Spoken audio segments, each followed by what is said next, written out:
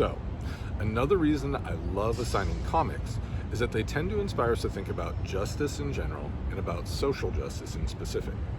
In both the books we have read so far this summer, the Penguin Classics Marvel Collection Black Panther and March Book 1, we have witnessed the protagonist struggling to create a better society. In Black Panther, that protagonist is the fictional T'Challa in Wakanda. In March, that protagonist is the non-fictional John Lewis in the United States of America.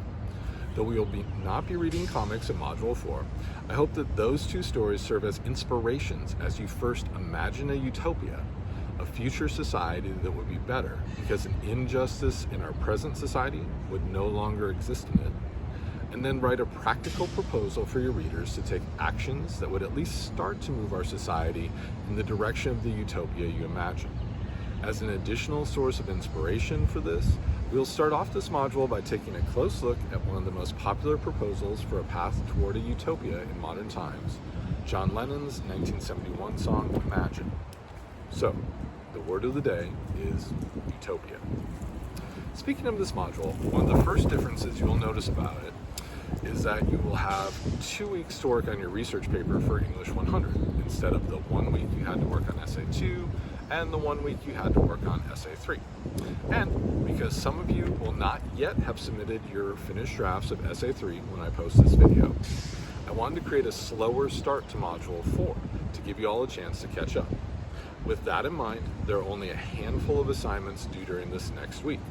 2 of those are pre-writing activities for the 2 sections of your research paper that do not require you to have actually conducted your research to write. Those 2 pre-writing activities have due dates of 11:59 p.m. on Tuesday, July 9th. The last 2 assignments for this first week of Module 4 will require you to comment on classmates' pre-writing, essentially an informal form of peer review, by 11:59 p.m. on Thursday, July 11th. You'll find those assignments in the content section of Module 4. As soon as possible, definitely before those due dates have passed, you'll want to move on to the crafts section of Module 4. That's where you'll find the set of lessons meant to help you develop the skills and strategies you'll need to conduct and document your research. For this 4th essay for English 100, those will include conducting research in the field, in the library, and on the internet. Once you learn that set of lessons, you'll take a quiz based on them, similar to the quizzes that you took at the ends of the craft sections in Module 2 and Module 3.